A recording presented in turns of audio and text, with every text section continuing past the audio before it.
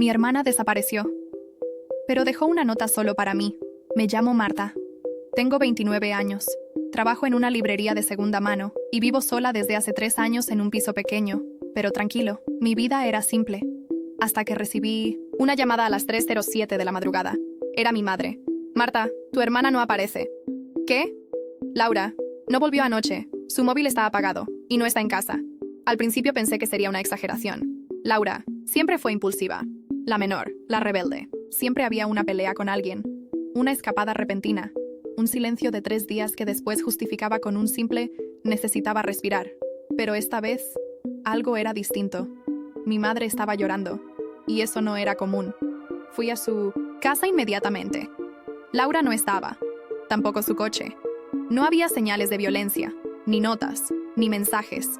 Solo su cama sin hacer, una taza vacía en la cocina, y su gato, Cosmo, maullando como si no entendiera por qué no había vuelto. Mañana llamamos a la policía. Nos dijeron lo de siempre. Los adultos pueden desaparecer voluntariamente. Tiene que pasar más tiempo. No hay indicios de delito. Pasaron 48 horas. Ni un mensaje, ni una pista. Solo silencio. Y entonces, mi madre me dijo algo que me dejó helada. Cuando volví del trabajo ese día, la puerta estaba cerrada por dentro, no forzada. ¿Cómo es posible? No lo sé, hija. Pero su coche tampoco está en el garaje. Eso significaba que alguien tenía una copia. O que ella salió por voluntad propia y cerró desde dentro, dejando una puerta trasera o ventana abierta para que no pareciera raro. Y lo más inquietante es que el gato estaba encerrado. Laura adoraba a ese gato. No se habría ido días enteros, sin asegurarse de que alguien lo cuidara. La policía vino, revisó, y no encontró nada fuera de lugar. Mi madre estaba destrozada. Mi padre, que vive en otra ciudad, vino una semana después solo para decir que ya volverá cuando se le pase. La tontería. Pero yo empecé a revisar sus cosas. Laura y yo no éramos las más unidas del mundo. De hecho, hacía meses que no hablábamos bien. Pero había algo que no me dejaba tranquila. Fui a su habitación. Me senté en su cama. Y empecé a mirar sus libros, sus cajones, sus notas. Y allí lo encontré. Un cuaderno negro. Sin nombre. Sin fecha. Escondido entre la ropa interior. Lo abrí. Y en la primera página, con su letra clara, había solo una frase. Si algo me pasa, solo tú vas a entenderlo. Me quedé helada. No entendía a qué se refería. ¿Era paranoia? ¿Una broma? ¿Una forma de llamar la atención? Seguí leyendo. Era un diario. No completo, pero con entradas sueltas. Fechas escritas a mano, sin orden claro. Y lo que encontré ahí me hizo dudar de todo lo que creía saber sobre mi hermana. El cuaderno era delgado, de tapas blandas y olía a incienso. Lo abrí temblando y sentí que con cada página me alejaba más de la hermana que yo conocía. La primera entrada estaba fechada 3 meses antes de su desaparición. Creo que me están siguiendo. No sé si suena paranoico, pero hay un coche gris que se ha estacionado frente a casa al menos 5 veces esta semana. Siempre de noche. Siempre con las luces apagadas. Siempre con alguien dentro, aunque no distingo la cara. Fruncí el ceño. ¿Un coche? ¿Alguien vigilándola? Pasé la página. Hoy lo vi de nuevo. El mismo coche. Cuando salí a la calle y me acerqué, arrancó y se fue. Intenté anotar la matrícula, pero no vi bien los números. No quiero preocupar a mamá. Tampoco a Marta. Nunca me creerían. Pero sé que algo está mal. Lo siento en el estómago. Seguían entradas similares. Espaciadas. Algunas cortas, otras escritas como si necesitara volcarlo todo rápido. He empezado a ver a alguien en el espejo retrovisor mientras conduzco. A veces me parece que me están esperando en las esquinas. Puede que esté volviéndome loca. Pero no estoy loca. Leí eso 2 veces. 3. La repetición, la desesperación en su letra. Era como si estuviera intentando convencerse a sí misma. Seguí leyendo. 2 semanas antes de su desaparición, la cosa cambió de tono. Encontré una nota en mi buzón, sin remitente, sin sobre. Solo un papel doblado en 4 con una frase escrita a mano. Sabemos lo que hiciste. No sé a qué se refieren. No he hecho nada. Nada malo. Pero desde que encontré eso, tengo miedo de dormir, de cerrar los ojos. A veces sueño con un sitio oscuro, con agua, con alguien gritando. Me despierto sudando, con el corazón acelerado. No entiendo por qué me pasa esto ahora. ¿Será por lo que le pasó a Miam Sintama? ¿Papá? Esa frase me paró en seco. ¿Mi padre? Mis padres están divorciados desde hace años. No hay nada raro en esa historia. O eso creía. Mi padre se volvió a casar. Tiene otra vida en otra ciudad. Y aunque con Laura siempre tuvo más roces, jamás se habló de algo más grave. Pasé la página y ahí estaba. Mi padre me pidió que callara algo hace años. Me dijo que sí lo sé. Contaba. Iba a arruinar a toda la familia. Y le hice caso. Pero ya no puedo más. No puedo cargar con algo que no fue mi culpa. Marta nunca lo supo. Mamá tampoco. Pero hay una verdad escondida bajo esta casa. Y si algo me pasa, es porque alguien no quiere que salga a la luz. Volví a esa frase anterior. Sabemos lo que hiciste. Y ahora esto. ¿De qué hablaba? Escondido mi padre. ¿Y por qué Laura estaba tan segura de que alguien la vigilaba? Me temblaban las manos. Pasé la última página del cuaderno, una hoja arrancada. Solo quedaba el final de una frase. No confíes en... Y nada más. Esa noche no dormí. No pude. Revisé todas las redes sociales de Laura. Vi que hacía semanas que no publicaba nada. No había historias, ni comentarios recientes, ni mensajes. Pero había algo más inquietante. En su Instagram, en los mensajes archivados, había uno fijado de una cuenta sin foto de perfil, sin nombre. Solo una letra. El mensaje decía: creías que eras más lista, pero ya es tarde. Esto no es un juego, Laura. La fecha: 2 días antes de desaparecer. Yo no sabía quién era esa R. No estaba en sus contactos. No era un amigo. No, era familiar. Y cuando entré al perfil, ya no existía. Borrado. Desaparecido. Como si nunca hubiera estado ahí. Al día siguiente, volví a casa de mi madre. Le pregunté directamente: ¿qué pasó con papá? ¿A qué te refieres? ¿Hubo algo? ¿Algo que Laura supiera y yo no? ¿Por qué preguntas eso? Encontré su cuaderno. Mi madre se quedó helada. No dijo nada durante varios segundos, y luego, en voz baja, dijo: hubo una noche, hace muchos años. Laura tenía 15 años, y llegó llorando a mi cama. Me dijo que papá había tenido un desliz, pero no quiso contar más.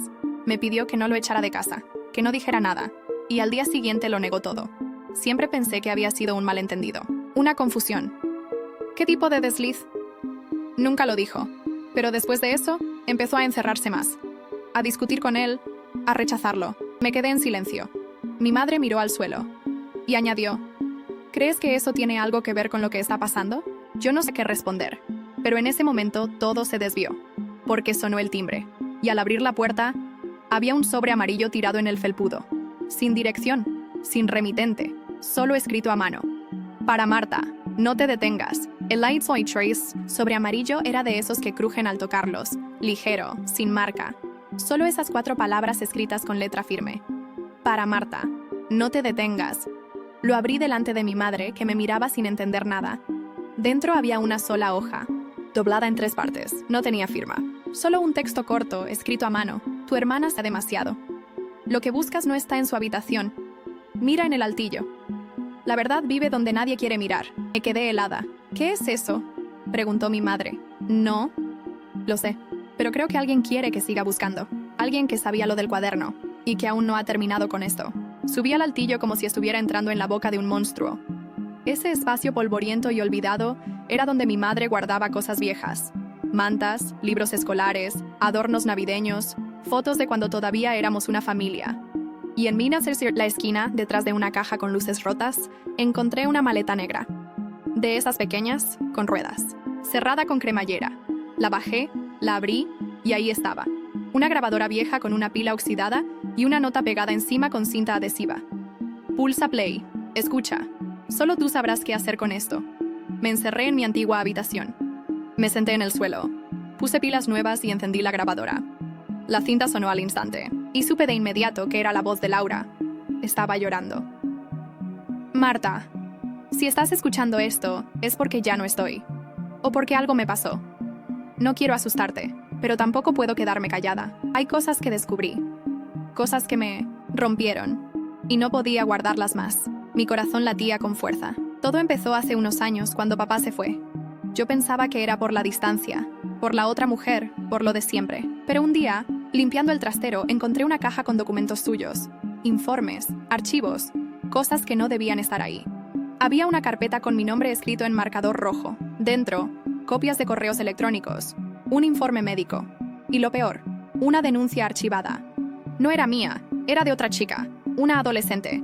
Pero la dirección era la de esa casa, de cuando aún vivíamos todos juntos. Yo no entendí nada. Me pasé días intentando armar el rompecabezas, hasta que me di cuenta. Esa chica había acusado a papá. Y el caso fue cerrado por falta de pruebas, pero él guardó todo.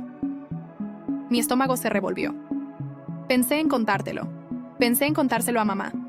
Pero tenía miedo, porque si era verdad, entonces toda nuestra infancia había sido una mentira.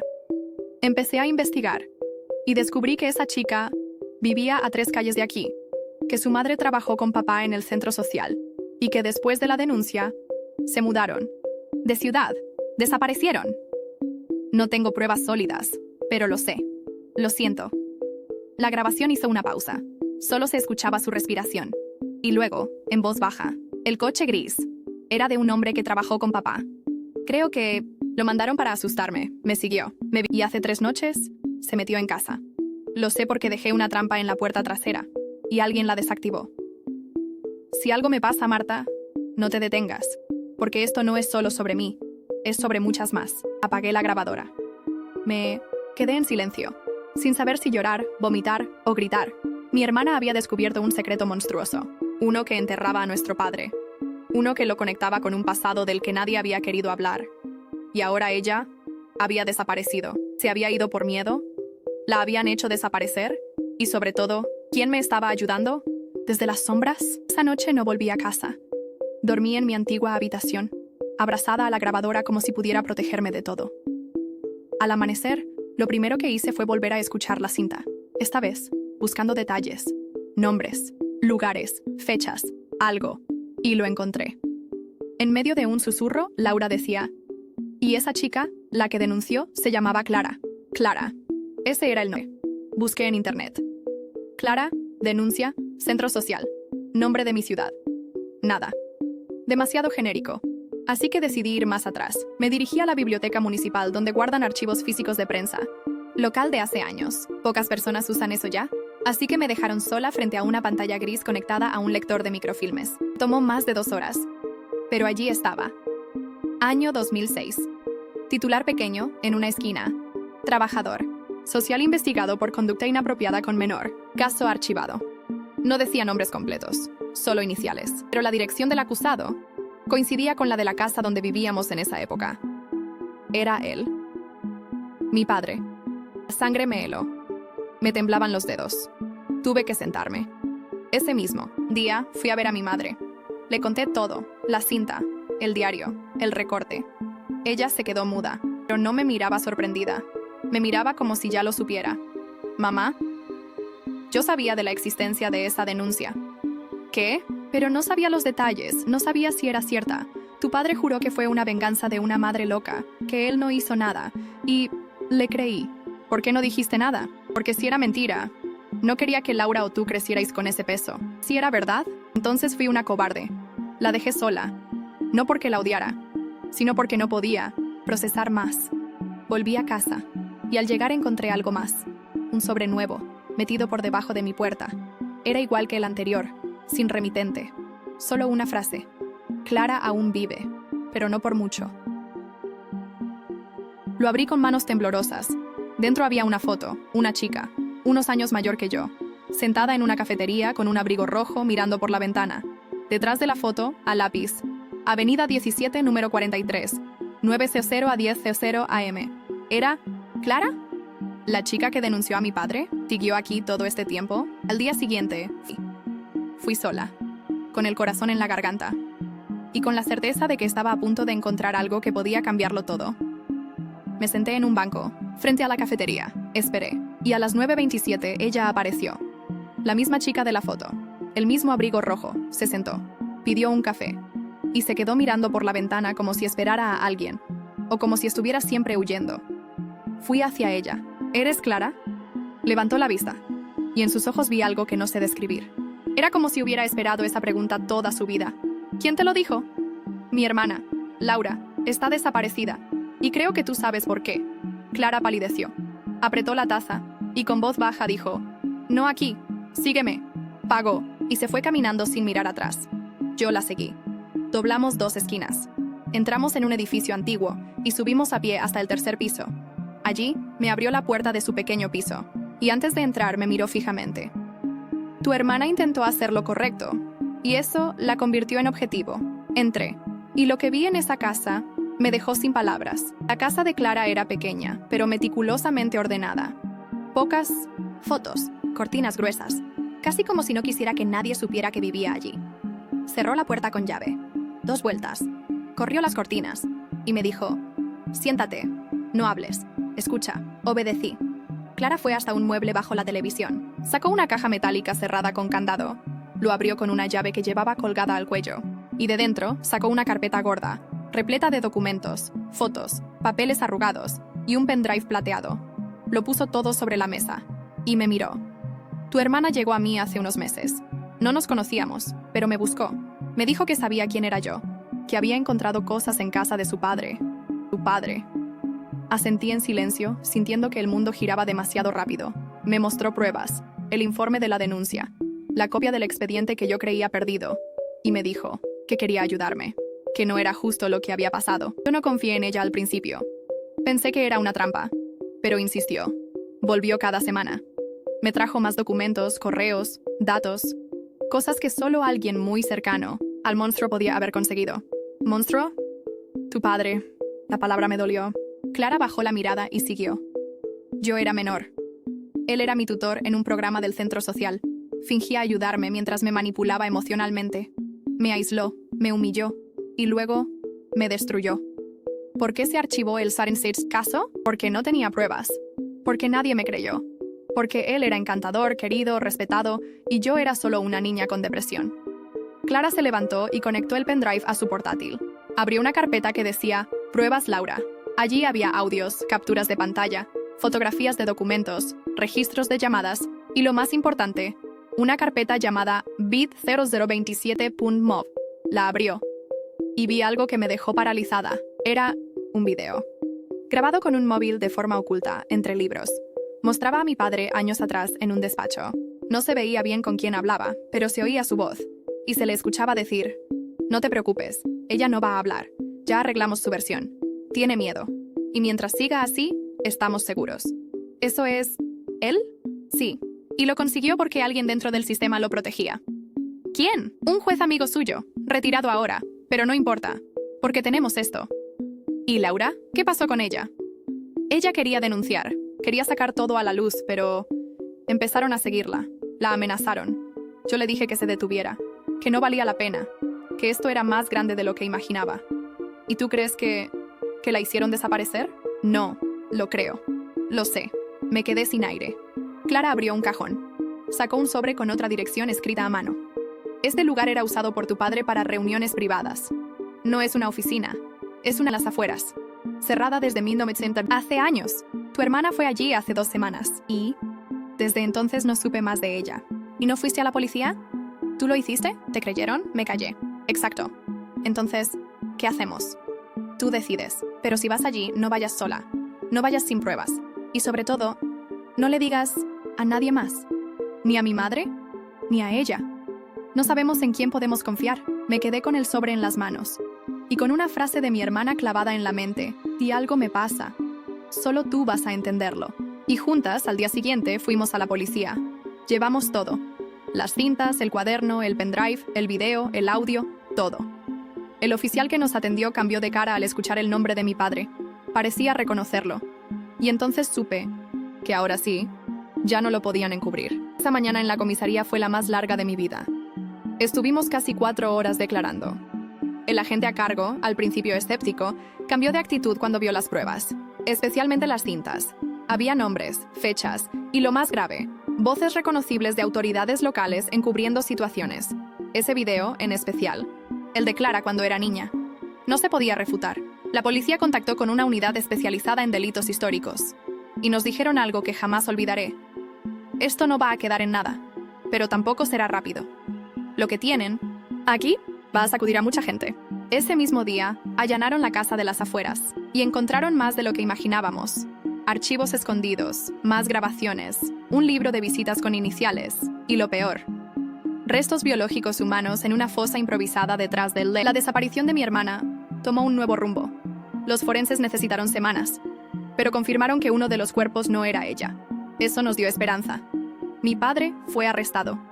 Y aunque intentó negarlo todo, las pruebas lo aplastaron. Y esta vez, No hubo juez amigo que lo salvara. Salió en las noticias, con su foto, su cara, su nombre completo. Mi madre. Colapsó. Se encerró durante días, incapaz de aceptar que el hombre con quien vivió 2 décadas tenía un rostro completamente distinto para ella y otro para el mundo. Yo no podía permitirme romperme. No todavía. Porque Laura seguía desaparecida. 2 semanas después, una llamada anónima llegó a la policía. Una mujer, sin dar su nombre. Solo dijo: busquen en el albergue abandonado de San Roque. Está viva, pero no tiene mucho tiempo. La policía fue, y allí estaba. Mi hermana, amarrada, débil, pero consciente.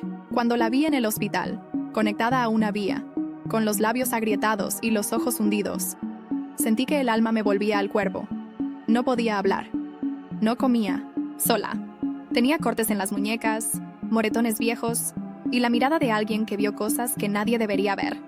Pero estaba viva, y lo sabía. Lo sabía desde el principio. Laura nunca se habría rendido sin luchar. Cuando recuperó un poco de fuerza, lo primero que me dijo fue: gracias por no detenerte. Lloré durante horas. Hoy, meses después, mi padre está preso. Su juicio sigue.